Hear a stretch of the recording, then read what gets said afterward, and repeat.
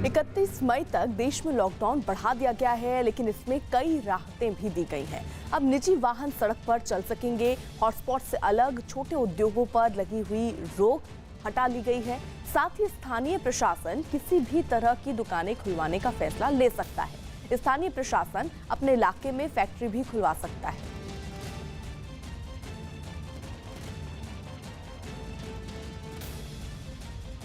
स्थानीय प्रशासन फैक्ट्री को भी अनुमति दे सकता है, यानी फैक्ट्री भी खुल सकती हैं। काम पर जाने के लिए आरोग्य सेतु ऐप होना बेहद जरूरी है, ये बताया जा रहा है। और साथ ही साथ बस चलाने का फैसला भी लिया जा सकता है तब जब राज्य सरकारें चाहें। एक जगह से दूसरे राज्य में बसें भी जा सकती हैं, लेकिन इसके लिए दोनों ही राज्यों में सहमति होने की बहुत ज़रूरत है। दोनों राज्य अगर इस बात के लिए तैयार होंगी तभी दो राज्यों के बीच में बस चल सकती है। ट्रक एक दूसरे राज्यों में जा सकेंगे। खाली या भरे ट्रक यानी ट्रकों को बेरोक टोक जाने दिया जा सकता है। हालांकि स्टेडियम भी खुलेंगे, लेकिन शर्त यह है कि वहां पर कोई भी दर्शक नहीं होंगे। निजी वाहन भी सड़क पर चल सकेंगे। लॉकडाउन 4 में केंद्र सरकार ने राज्यों को भी अधिकार दिए हैं। अब ग्रीन, रेड और ऑरेंज जोन राज्य खुद तय करेंगे। स्थानीय प्रशासन की लॉकडाउन की चाबी सौंप दी गई, यानी हालात के हिसाब से वही तय करेंगे कि क्या खोला जाए और क्या नहीं खोला जाए। अब राज्य की सार्वजनिक परिवहन पर फैसला लेंगे कि बस, ऑटो चलाई जाए या नहीं चलाई जाए। लॉकडाउन 4 में दफ्तर भी खोले जाएंगे, लेकिन दफ्तरों में कुछ नियमों का पालन करना जरूरी होगा। हर शिफ्ट खत्म होने के बाद दफ्तरों को सैनिटाइज करना होगा। दफ्तरों में 2 शिफ्ट के बीच अंतर रखना जरूरी होगा। साथ ही वर्क फ्रॉम होम को बढ़ावा देना होगा। एक ही शिफ्ट में आए लोगों का लंच टाइम अलग अलग होगा। 31 मई तक चलने वाले लॉकडाउन 4 में बहुत सी चीजें बंद रखने का भी ऐलान हुआ है। मसलन स्कूल, कॉलेज और सिनेमा घर 31 मई तक बंद रहेंगे। 31 मई तक सभी धार्मिक स्थल जो हैं वो भी बंद रहेंगे। इसी तरह मॉल, जिम, होटल, रेस्टोरेंट भी 31 मई तक बंद रहेंगे। मेट्रो के साथ साथ घरेलू और अंतर्राष्ट्रीय उड़ान भी बंद रहेंगी। पहले की तरह राजनीतिक आयोजन जो हैं उन पर भी पाबंदी रहेगी। सांस्कृतिक कार्यक्रमों पर भी इसी के साथ पाबंदी जारी रहेगी। उधर महाराष्ट्र सरकार प्रवासी मजदूरों के घर जाने का किराया मुख्यमंत्री सहायता निधि से देगी। 31 मई तक उद्धव सरकार मजदूरों के घर जाने का पूरा किराया देगी। पहले 17 मई तक महाराष्ट्र सरकार ने मजदूरों का किराया देने का आदेश दिया था। पंजाब से उत्तर प्रदेश और बिहार और राजस्थान के लिए प्रवासी मजदूरों का लौटना लगातार जारी है, लेकिन इन मजदूरों को हरियाणा की सीमा में आने से रोक दिया गया। इनमें एक परिवार गुरदासपुर में गोलगप्पे की दुकान लगाकर अपने परिवार का पालन पोषण कर रहा था। लॉकडाउन के लगातार बढ़ने के बाद काम नहीं होने की वजह से ग्वालियर का रहने वाला ये परिवार स्कूटर और मोटरसाइकिल से अपने घर के लिए निकला है, लेकिन इनके सामने अब समस्या ये कि हरियाणा का बॉर्डर कैसे पार करें। ऐसे में इनका परिवार ठेले पर ही रात काटने को मजबूर है। सरकार ने लॉकडाउन 4 में भले ही राहत दी हो, लेकिन प्रवासी मजदूरों के लिए अभी भी वही सवाल जस का तस है कि कैसे अपने घर पहुंचे। ऐसे कामगार जो कि पंजाब में रहकर काम धंधा करते हैं, छोटी दुकानें लगाते हैं, वो अब वापस अपने घरों की तरफ जाना चाहते हैं। मैं आपको मिलवाना चाहूँगा, यहाँ पर सूरज हैं जो कि ग्वालियर के रहने वाले हैं। वो अपने परिवार के साथ ग्वालियर वापस पहुंचने की जद्दोजहद में लगे हैं। ये उनकी गाड़ी हुआ करती थी। पंजाब के गुरदासपुर के बटाला कस्बे में वो गोलगप्पे की ये छोटी दुकान, छोटी रेहड़ी लगाते थे, लेकिन फ़िलहाल यही उनके लिए एक बड़ा साधन है जिस पर वो अपने बच्चों को लेकर वापस ग्वालियर के लिए निकले हैं। लेकिन ग्वालियर तक पहुंचेंगे कैसे, ये एक बड़ा सवाल है। उनके पास ये 2 गाड़ियाँ भी हैं, एक स्कूटी है और एक मोटरसाइकिल है जिसके ऊपर उनके परिवार के बाकी लोग बैठे हैं। और बच्चे सावधानी से जाएं, इसके लिए उन्होंने अपनी जो ये गाड़ी है जिसके अंदर एक मोटर लगी हुई है, मोटर बाइक के ऊपर ये पूरी की पूरी वो अपनी दुकान उन्होंने फिट करवा रखी है और ये काम आती थी उनकी दुकान लगाने के, लेकिन फ़िलहाल यही उनके लिए वापसी जाने का जरिया बन गया है। सूरज, आप निकले हैं गुरदासपुर के बटाला से, और कितने दिन लगे यहाँ तक आप पहुँचे अम्बाला तक? कितना टाइम लग गया आपको? 3 दिन लग गए सर। और अभी आगे भी जाना है आपको, तो कैसे जाएंगे आगे? रुक रुक कर कहाँ, रास्ते में कहाँ रुक रहे हैं? खेतों में सो रहे हैं बच्चों के साथ? क्या कर रहे हैं? खेतों में सो रहे हैं, कोई व्यवस्था नहीं। तो आपने वो रजिस्ट्रेशन करवाया था? क्योंकि मध्य प्रदेश सरकार भी कह रही है अगर आप वापस आना चाहते हैं रजिस्टर करवाइए, हम आपको लेकर आएंगे, गाड़ियों का अरेंजमेंट होगा। कुछ नहीं हुआ उससे? कुछ नहीं है, 2 तारीख को कराया था। तो ये छोटे बच्चे हैं, ये तो बड़ी मुश्किल से अब रात के वक्त गर्मी है, मच्छर हैं, कैसे आप इनका ध्यान रख रहे हैं? जैसे रखा जा रहा है ऐसे ही रख रहे हैं, और क्या। तो ऐसे ही चलते रहेंगे? ऐसे ही चलते रहेंगे, और क्या करेंगे। हरियाणा सीमा पर रोके जाने के बाद बेबस प्रवासी मजदूर अपने छोटे बच्चों के साथ गर्मी और मच्छरों के बीच खेतों में रात बिताते हुए दिखाई दिए। इन लोगों ने राज्य सरकारों से सवाल पूछा कि उन्हें आगे बढ़ने क्यों नहीं दिया जा रहा है, क्योंकि उनके पास ना तो खाने का सामान है और ना ही बच्चों को पिलाने के लिए दूध और पानी की व्यवस्था है। मैं इस वक्त हरियाणा और पंजाब के बॉर्डर पर अंबाला में मौजूद हूं और यहाँ पर आप देखिए ये हाईवे है जहाँ से ये प्रवासी मजदूर आगे जाना चाहते हैं। खेतों से लगातार ये लोग बढ़ रहे हैं और रात के वक्त क्या तस्वीरें हैं यहाँ पर आपको दिखाएंगे हम। हालांकि रात का वक्त है, खेत है ये, और कैमरे की नज़र जहाँ जहाँ तक जा पाएगी मैं आपको दिखाने की कोशिश करता हूँ कि किस तरह से परेशान यहाँ पर लोग दिखाई देंगे। महिलाएं, बच्चे और ये तमाम जो लोग हैं पंजाब के अलग अलग इलाकों से आए थे। पुलिस ने इनको आने नहीं दिया तो खेतों से होकर यहाँ पर आप देखिए कि जहाँ ये लोग बैठे हैं वहाँ पर बैठना कितना मुश्किल है। मच्छर हैं, गर्मी है, और यहाँ पर जो झाड़ियाँ हैं आप देखिए, जहाँ मैं चल रहा हूँ यहाँ पर आप ये झाड़ियाँ देखिए, इन झाड़ियों के बीच में ये लोग यहाँ पर फंसे हुए हैं, यहीं पर बैठे हैं। इनको बस उम्मीद ये है कि सामने जो पुलिस है उनको आगे बढ़ने दे। ये पैदल ही जाने को तैयार हैं, लेकिन इनके सामने बड़ी चुनौती है कि पंजाब से तो आ गए हैं, हरियाणा की सीमा को पार कैसे करें। हरियाणा की सीमा को पार करने के बाद जब उत्तर प्रदेश पहुंचेंगे तो उस सीमा को कैसे पार करें। आप देखिए इन झाड़ियों के बीच में, इन खेतों में यहाँ पर ये तमाम लोग बैठे हुए दिखाई दे रहे हैं, और महिलाएं हैं, बच्चे हैं, ये सब लोग इसी तरह से रात गुजार रहे हैं यहाँ पर। ये सब आगे जाना चाहते हैं।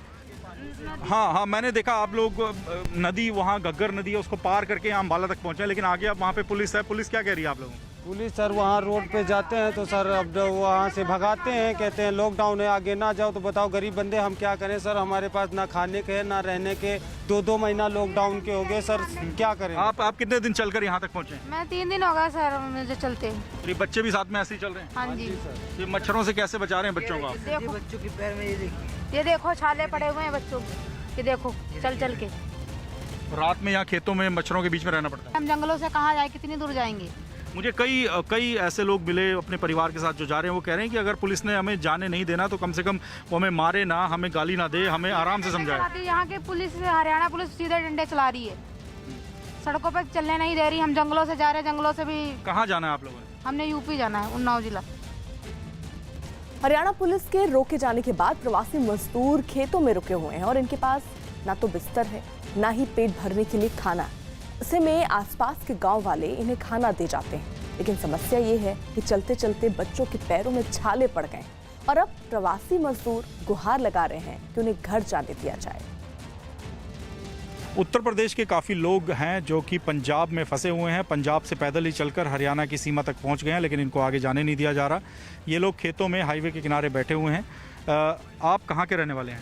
हम रहने वाले आजमगढ़ जिले के। अच्छा, यूपी के मुख्यमंत्री योगी आदित्यनाथ जी ने कहा है कि आप लोग सब्र रखें, उत्तर प्रदेश सरकार सबको लेकर जाएगी। आप लोग क्या इस बात से इत्तेफाक नहीं रखते? नहीं रखते हैं हम लोग, क्योंकि हम लोग आज 3 महीने देख रहे हैं कि मोदी जी, योगी जी ने बोल रखे हैं कि हम लोग आप लोगों को घर सुरक्षित पहुंचाएंगे, लेकिन आज तक ऐसा कोई हुआ नहीं है। 3 महीने में कितने दिन से आप कोशिश कर रहे थे? रजिस्ट्रेशन कराया था आपने? हम रजिस्ट्रेशन कराए थे, आज 15-16 दिन हो गए, नहीं आया मैसेज, तो हम लोग ये कदम उठाना पड़ा हम लोगों को। पैदल चलना शुरू कर दिया। आज चौथा दिन है पैदल चलना है। अच्छा, आप लोग भी आजमगढ़ ही जा रहे हैं? जी सर। तो योगी जी ने कहा है कि आप लोग सब्र रखें, वापस लाने की वो कोशिश करेंगे, इंतजाम करेंगे। कुछ ऐसा आपको नहीं लगता? पैदल ही आप आने शुरू हो गए? जब सर जब पैसा नहीं रहेगा तो हम लोग क्या करेंगे?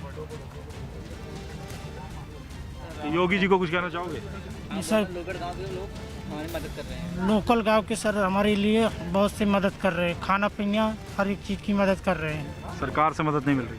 सरकार से कोई नहीं मदद। कहाँ जाना है आप लोगों को? हमको तो बिहार जाना है, अररिया जिला। यहाँ तो कोई मदद नहीं मिल रहा है पंजाब से। यहाँ रूम किराया नहीं दे पा रहे थे तो रूम वाला निकाल दिया था ऑनलाइन टिकट। आपने कहाँ जाना था? सर हम सुपौल जिला बिहार जाना चाहते हैं क्योंकि हम लोग जो पैदल ही रजिस्ट्रेशन पहुँच जाएंगे आपको लगता है? सर पैदल तो हम लोग को जाने नहीं दे रहा है, ऐसे तो हम लोग मर जाएंगे। पैदल कोई सुविधा नहीं कर रहे हैं कि पैदल प्रवासी मजदूर को भेजा जाए। तो प्रवासी मजदूर जाएं कैसे, ये एक सवाल है। और उत्तर प्रदेश के मुख्यमंत्री योगी आदित्यनाथ को भी उत्तर प्रदेश के लोग कह रहे हैं कि वो कब तक सब्र रखें, आप बताइए। और अब सब्र का बांध टूट रहा है, इसी वजह से वो पैदल ही आना शुरू हो रहे हैं।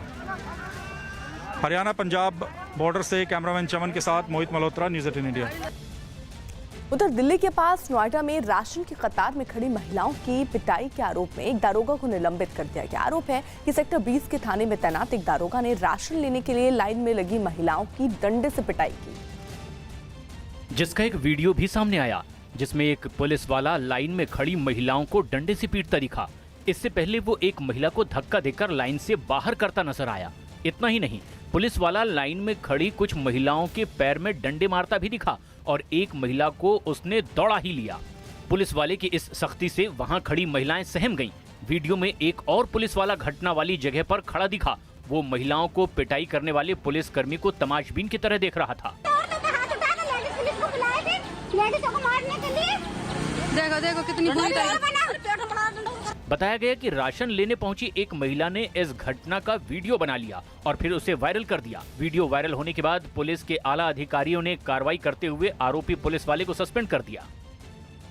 कोरोना वायरस अब पाकिस्तान के प्रधानमंत्री इमरान खान के घर में घुस गया है, जहां के 4 कर्मचारी कोरोना पॉजिटिव पाए गए हैं। हालात बद से बदतर होती जा रही है, लेकिन जैसे पाकिस्तान ने कसम खा रखी है कि कुछ भी हो जाए लेकिन वो भारत विरोधी मुहिम को नहीं छोड़ेंगे। ऐसे में पाकिस्तान की सेना को भारत के हमले का भी खौफ सता रहा है। हंदवाड़ा हमले के बाद बाजवा की फौज को लगता है कि भारतीय सेना फिर से सर्जिकल स्ट्राइक कर सकती है, लिहाजा बचाव के लिए एलओसी वाले इलाके में बारूदी सुरंग बिछाई जा रही है।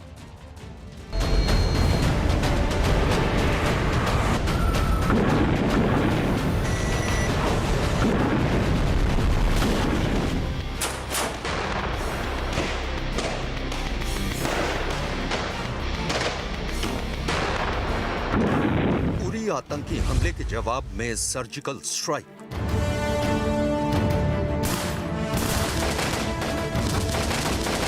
पुलवामा अटैक के बाद बालाकोट एयर स्ट्राइक।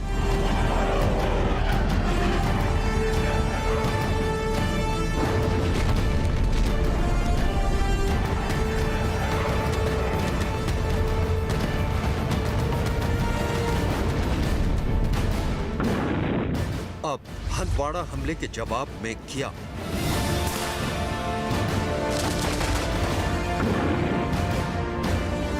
पाकिस्तान की सेना इन दिनों इसी पहेली को सुलझाने में लगी है।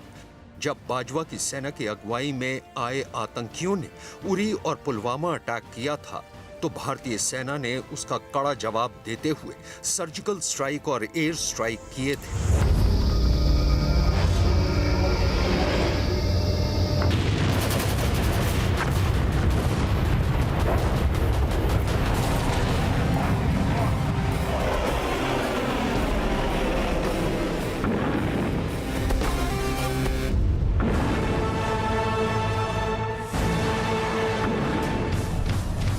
जब कश्मीर के हंदवाड़ा में आतंकवादियों के हमले में भारतीय सेना के कुछ जवान शहीद हो गए हैं, तो पाकिस्तान को हर वक्त इस बात का खौफ सता रहा है कि अब आगे क्या, भारतीय सेना का कहर अब कहां बरपेगा।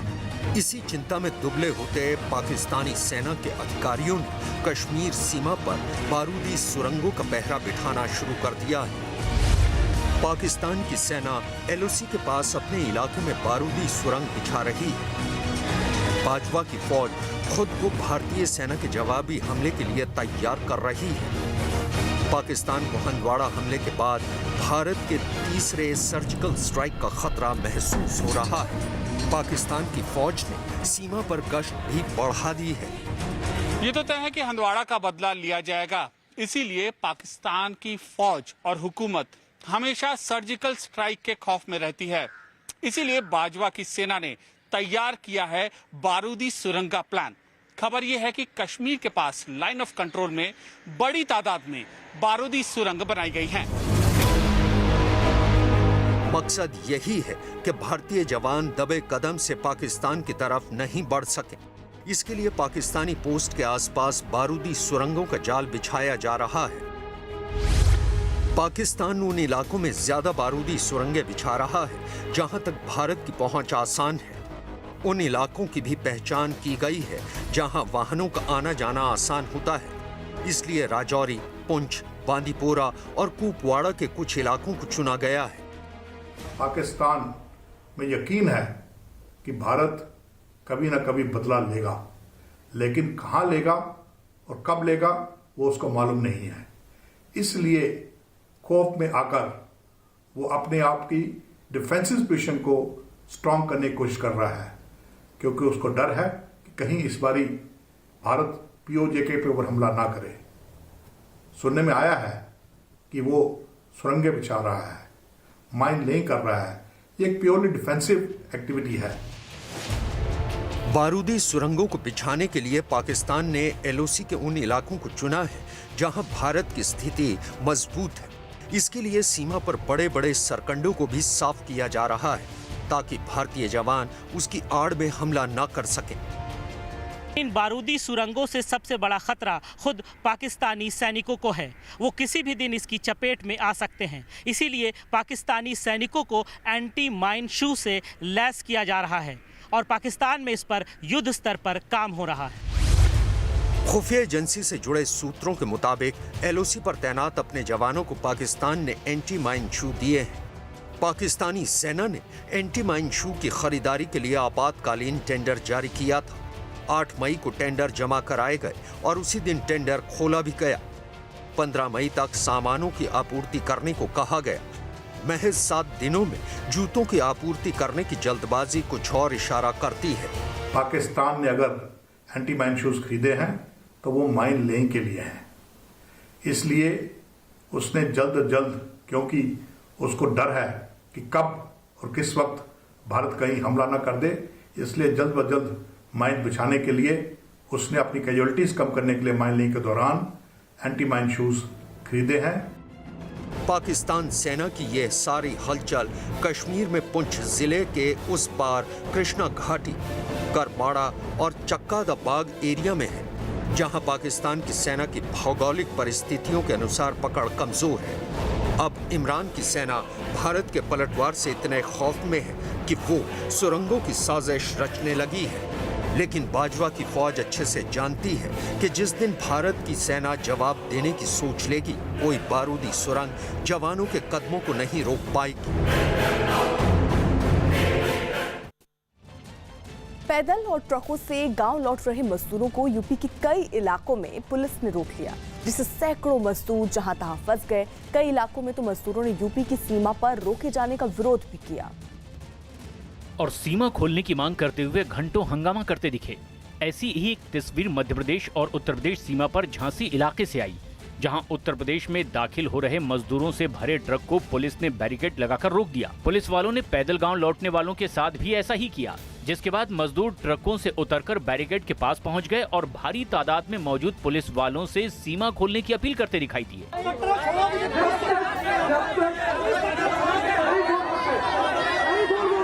पुलिस वाले इन मजदूरों को ट्रकों से न जाने के लिए समझाते हुए नजर आए, लेकिन ये लोग अपनी मांग पर अड़े रहे। बताया गया कि सीमा पर ट्रकों को रोके जाने की वजह से वहां 20 किलोमीटर लंबा जाम लग गया। कुछ ऐसे ही हालात कानपुर में भी दिखाई दिए, जहां नेशनल हाईवे नंबर 2 पर मजदूरों से भरे ट्रकों को बॉर्डर पर रोक दिया गया, जिसके बाद ट्रकों और बसों की लंबी कतार लग गई। हालात इस कदर बिगड़ गए कि हाईवे पर 10 किलोमीटर लंबा जाम लग गया, जिसमें सैकड़ों मजदूर फंस गए। छोटे छोटे बच्चे और महिलाएं सब घंटों बॉर्डर के खोले जाने का इंतजार करते नजर आए। बताया गया कि औरैया सड़क हादसे के बाद मजदूर ट्रकों से और पैदल गांव ना लौटें, इसके लिए पुलिस ने सीमा पर सख्ती बढ़ा दी है। लॉकडाउन के बाद महाराष्ट्र के सोलापुर में फंसे कुछ मजदूर साइकिल से नागपुर पहुंच गए। सरकार के भरोसे के बाद भी मजदूरों का पलायन रुकने का नाम नहीं ले रहा, क्योंकि लॉकडाउन के बाद इनके सामने रोजी रोटी का संकट खड़ा हो गया, जिसके बाद इन्हें मजबूरी में साइकिल से 1600 किलोमीटर के लंबे सफर पर निकलना पड़ा। ये मजदूर उत्तर प्रदेश के गोरखपुर और बस्ती के रहने वाले हैं, जो महाराष्ट्र के सोलापुर में मजदूरी करते थे। 800 किलोमीटर से ऊपर चल चुके हैं। 859 किलोमीटर चल के जाएंगे तो हम लोग बस्ती पहुंचेंगे। मजदूरों ने बताया कि लॉकडाउन के बाद उनके सामने पैसों की किल्लत और खाने की परेशानी हो गई और इसीलिए मजबूरी में इन्हें साइकिल से ही अपने घरों के लिए निकलना पड़ा। साइकिल खरीद के लाई है और गांव से हम लोग पैसा मंगाए हैं, तो सेठ नहीं दे रहा है पैसा। बिहार के समस्तीपुर में एक स्कूल में बनाए गए क्वारंटीन सेंटर में कुछ मजदूरों के बीच जमकर मारपीट हुई। बताया गया कि इस क्वारंटीन सेंटर में पानी का इंतजाम नहीं है और वहां दिन में एक वक्त टैंकर के जरिए पानी पहुंचाया जाता है। और पानी लेते वक्त कुछ मजदूरों के बीच कहासुनी हो गई, जो देखते ही देखते झड़प में तब्दील हो गई और इसके बाद मजदूर एक दूसरे पर थप्पड़ घूंसे बरसाने लगे। कुछ ही देर में स्कूल का मैदान किसी जंग के मैदान जैसा दिखाई देने लगा। कोई बाल्टी से दूसरे को मारता दिखा तो कोई डंडे से वार करता नजर आया। इस बीच कुछ लोगों ने बीच बचाव की कोशिश भी की, लेकिन हंगामा कर रहे मजदूर शांत नहीं हुए। काफी देर तक उनके बीच मारपीट चलती रही। बाद में किसी तरह यह हंगामा शांत हुआ। मौसम विभाग ने इस साल देश में मानसून आने में तय तारीख से 4 दिन की देरी होने का अनुमान लगाया है। मौसम विज्ञान विभाग के मुताबिक केरल में इस बार मानसून 5 जून को दस्तक दे सकता है, जबकि वहां मानसून पहुंचने की सामान्य तारीख 1 जून है। हालांकि मौसम विभाग का कहना है कि 5 जून भी केरल में मानसून पहुंचने की अंतिम तारीख नहीं है और मानसून की दस्तक की तारीख 4 दिन आगे पीछे भी हो सकती है, यानी वहां 1 जून से 9 जून के बीच किसी भी दिन मानसून की बारिश शुरू हो सकती है। वैसे अंडमान सागर और अंडमान और निकोबार में अगले 48 घंटों के दौरान मानसून के सक्रिय होने की संभावना जताई गई, लेकिन मौसम विभाग ने बताया कि अंडमान और निकोबार में मानसून की दस्तक से देश के बाकी इलाकों के मौसम पर कोई असर नहीं होता और मानसून के केरल पहुंचने के बाद ही पूरे देश में मानसून की बारिश की शुरुआत मानी जाती है, जो आमतौर पर दिल्ली के पास ग्रेटर नोएडा में लॉकडाउन के बीच एक बंद पड़ी दुकान में भीषण आग लग गई। बताया गया कि दुकान में रुई भरी हुई थी और इस वजह से आग बहुत तेजी से फैल गई, जिसके बाद वहां से ऊंची ऊंची लपटें और धुआं उठने लगा।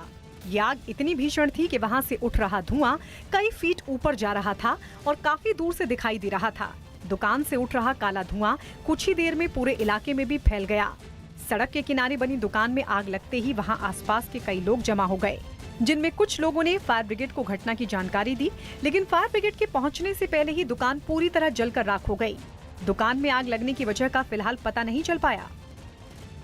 WHO की वर्ल्ड हेल्थ असेंबली की कोरोना पर आज से 2 दिवसीय बैठक शुरू होगी। WHO में बतौर एग्जीक्यूटिव बोर्ड के अध्यक्ष के तौर पर भारत की भूमिका कोरोना काल में जवाबदेही तय करने में बढ़ेगी।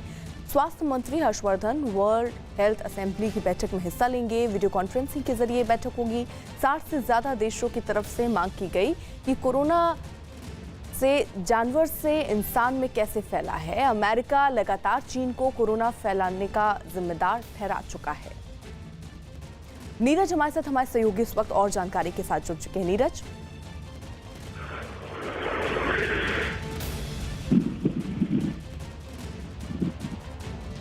नीरज, अगर आप तक आवाज आ रही है तो ये कितने बजे से बैठक शुरू होगी? देखिए, अब से थोड़ी देर बाद इस बैठक की शुरुआत होगी और सबसे खास बात यह है कि जो 60 से अधिक देशों ने ड्राफ्ट प्रस्ताव दिया है उसमें इस बात की मांग की है कि WHO की भूमिका की तो जांच की मांग की है। इसके अलावा कैसे ये जानवर से इंसानों में फैला, इन तमाम पहलुओं की जांच की मांग की है, लेकिन इसमें चीन का नाम डायरेक्ट तौर पे नहीं लिया गया। इसलिए महत्वपूर्ण यह है कि जांच की मांग की गई है, लेकिन चीन का नाम इसमें नहीं लिया गया है।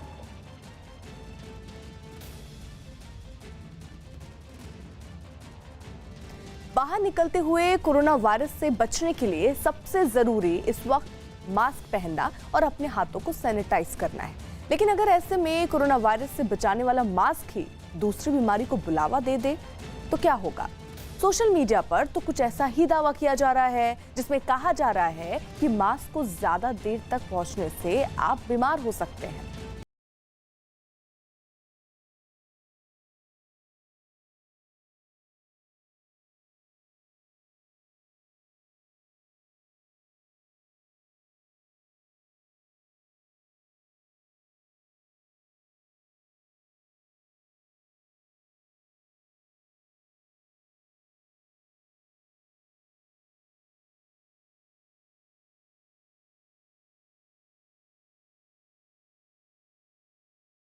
कोरोना से बचना है पर मास्क से भी खतरा है।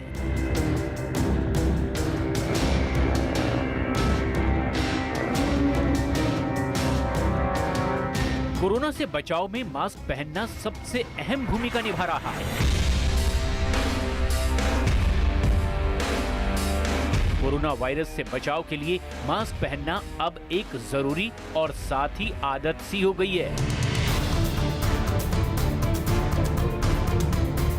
इसीलिए सरकार ने भी घर से बाहर निकलने से पहले मास्क पहनना अनिवार्य कर दिया है। लेकिन इसी बीच मास्क को पहनने पर ही सवाल खड़े होने लगे हैं, वो भी आपकी सेहत को लेकर।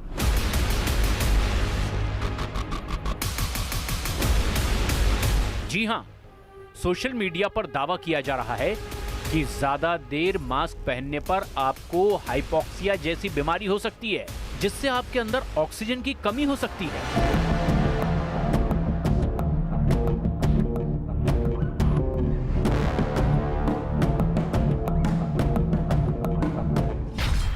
तो क्या जो मास्क आपका बचाव कर रहा है, अब वही मास्क आपको नुकसान पहुंचा सकता है?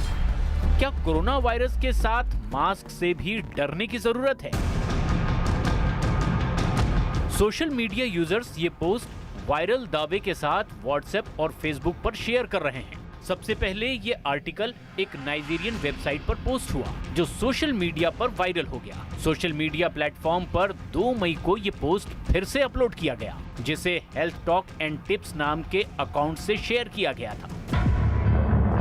वायरल पोस्ट के मुताबिक हम मास्क के अंदर बार बार सांस लेते हैं तो बाहर छोड़ी हुई कार्बन डाइऑक्साइड ही फिर से सांस के साथ अंदर जाती है और हमें चक्कर आने लगता है। इससे हमें हाइपोक्सिया बीमारी का सामना करना पड़ सकता है। आपको बता दें कि हाइपोक्सिया ऐसी स्थिति होती है जिसमें मानव शरीर में ऑक्सीजन की कमी हो जाती है और शरीर के बाकी अंगों तक सही मात्रा में ऑक्सीजन ना पहुंच पाने की वजह से व्यक्ति को चक्कर आने लगते हैं और इससे अंगों पर असर पड़ता है। वायरल मैसेज में भी कुछ ऐसा ही दावा किया गया है, जबकि वायरल पोस्ट में N95 मास्क, सर्जिकल मास्क या किसी विशेष तरह के मास्क का जिक्र नहीं किया गया है। N95 mask personal protective equipment का हिस्सा है, जिसे कोरोना वायरस से बचने के लिए डॉक्टर और स्वास्थ्यकर्मी इस्तेमाल करते हैं। पर पोस्ट के वायरल होते ही सोशल मीडिया पर कई लोग इसे शेयर करने लगे हैं, जिसमें से एक व्यक्ति ने पोस्ट शेयर करते हुए लिखा कि सावधानी बरतिए, अब मास्क भी कोरोना बन गया है। अगर आप मास्क ज्यादा देर तक पहनते हैं तो आपको चक्कर आ सकते हैं।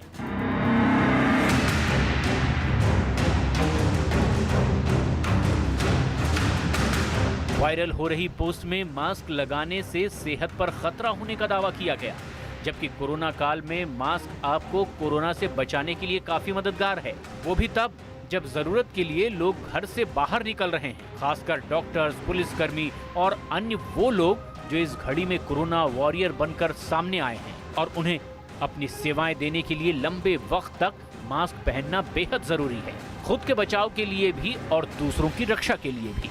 अब ऐसे में जहां एक महामारी से बचने के लिए मास्क पहनना जरूरी है, तो वहीं दावे के अनुसार ये जरूरत दूसरी बीमारी को बुलावा दे रही है। हमने इस वायरल हो रहे मैसेज की पड़ताल करने की ठानी, क्योंकि जब से कोरोना वायरस ने दस्तक दी है तब से अफवाहों का बाजार भी गर्म है। ऐसे में किसी भी बात पर यूं ही भरोसा कर लेना खतरे से खाली नहीं है और इसीलिए हमने इस पर एक्सपर्ट से राय लेना ही बेहतर समझा।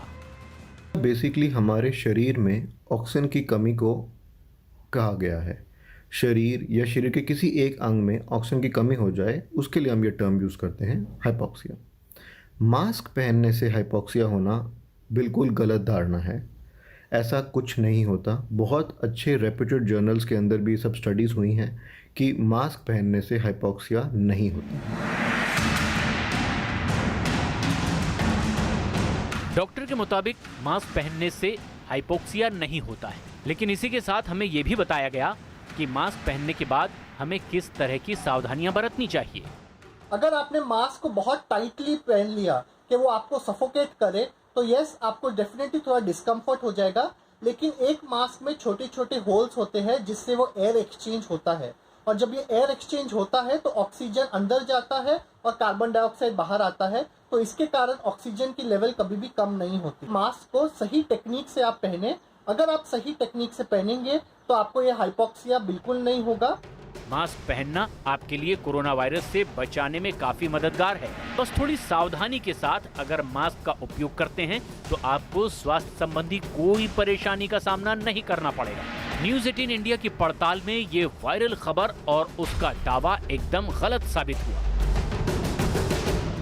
चीन के सिचुआन प्रांत में 6000 से ज्यादा पुरानी कब्रें और मकबरे मिले हैं। इनमें कुछ मकबरे तो करीब 2500 साल पुराने हैं, जिन्हें एक अभियान के दौरान खोजा गया। खुदाई में मिला एक मकबरा करीब 2500 साल पुराना बताया गया।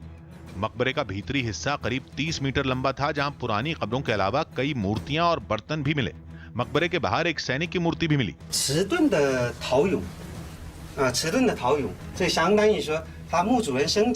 इसके अलावा वहां खेती के कुछ औजार और हथियार भी मिले।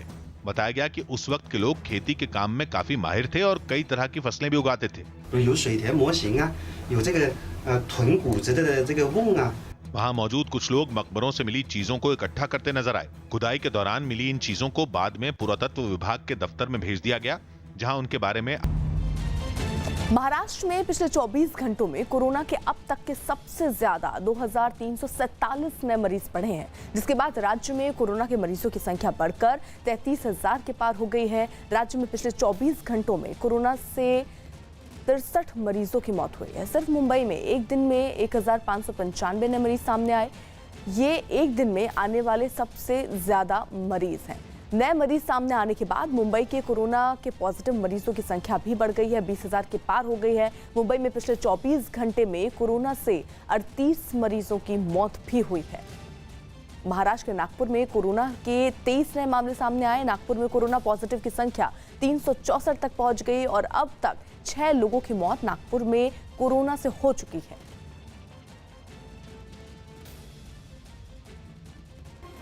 मौसम विभाग ने इस साल देश में मानसून आने में तय तारीख से 4 दिन की देरी होने का अनुमान लगाया है। मौसम विज्ञान विभाग के मुताबिक केरल में इस बार मानसून 5 जून को दस्तक दे सकता है, जबकि वहां मानसून पहुंचने की सामान्य तारीख 1 जून है।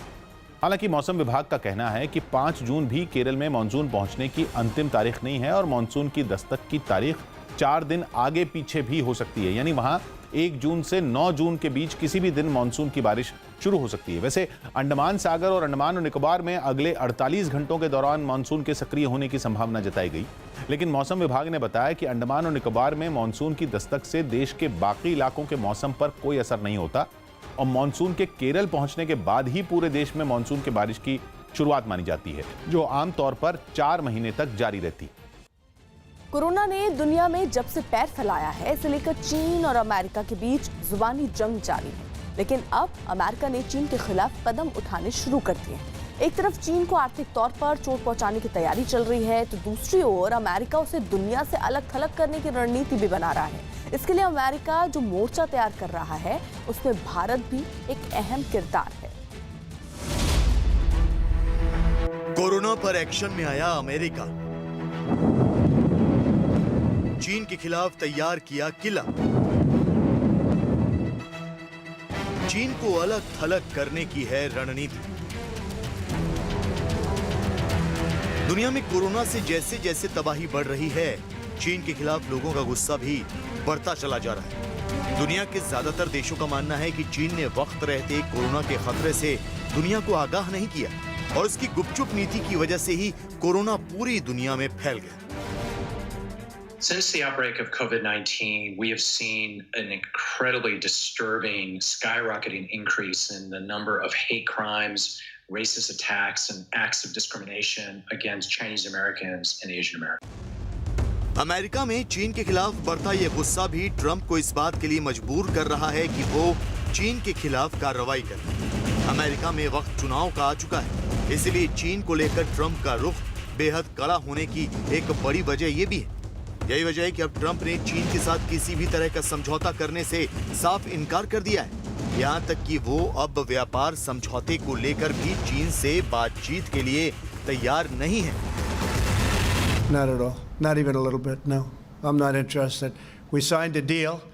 I had heard that too. They'd like to reopen the trade talk to make it a better deal for them. इतना ही नहीं, चीन पर शिकंजा कसने के लिए ट्रंप ने अब उसे आर्थिक तौर पर चोट पहुंचाना भी शुरू कर दिया है।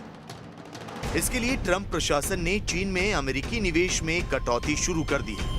यही नहीं, ट्रंप ने अमेरिका के पेंशन फंड के चीन में निवेश को पूरी तरह से प्रतिबंधित कर दिया है। इसके साथ ही अमेरिका के शेयर बाजार में चीन की कंपनियों पर सख्ती शुरू कर दी गई है। न्यूयॉर्क स्टॉक एक्सचेंज में चीन की कंपनी अलीबाबा पर अमेरिका ने शिकंजा कसते हुए उस पर निगरानी बढ़ा दी। There are many things we could do. We could do things. We could cut off the whole relationship. Now, if you did, what would happen? You'd save $500 billion. राष्ट्रपति ट्रंप ने चीन को जिस तरह से आर्थिक चोट पहुंचानी शुरू की है और जिस तरह से चीन के खिलाफ मोर्चाबंदी तेज कर दी है, उससे ये तय है कि चीन और अमेरिका के बीच तल्खी और बढ़ने वाली है। ट्रंप का व्यापारिक समझौते को लेकर भी चीन से बातचीत के लिए इनकार करना ये बताता है कि अमेरिका भी चीन के खिलाफ आर पार की तैयारी कर रहा है। चाइना अब लगातार घिरता जा रहा है, चाइना के ऊपर लगातार दबाव बनता जा रहा है। चाइना भी इस बात को समझता है कि अब दुनिया उसको घेरने में लग गई है। अमेरिका की सबसे बड़ी मानवीय त्रासदी है, अमेरिका की बहुत बड़ी आर्थिक त्रासदी है। चीन करीब करीब 40 साल में दुनिया की सबसे बड़ी अर्थव्यवस्थाओं में से एक बन चुका है, और वो इसलिए बना क्योंकि पूरी दुनिया जरूरत के सामान के लिए चीन पर निर्भर करती रही। लेकिन कोरोना वायरस महामारी में चीन की चाल से अब पूरी दुनिया की अर्थव्यवस्था की चाल बदलने लगी, और इस बदलते हालात में भारत एक महाशक्ति के तौर पर उभरता हुआ दिख रहा है, क्योंकि पूरी दुनिया भारत को ही चीन का विकल्प मान रही है। जोधपुर में रेत के तूफान की जबरदस्त तस्वीरें सामने आई। 30 किलोमीटर प्रति घंटे की रफ्तार से चली हवाएं जोधपुर शहर में चारों तरफ धूल का गुब्बार ही उस वजह से नजर आने लगा। हर तरफ धूल और मिट्टी की वजह से लोगों का जनजीवन अस्त व्यस्त हो गया।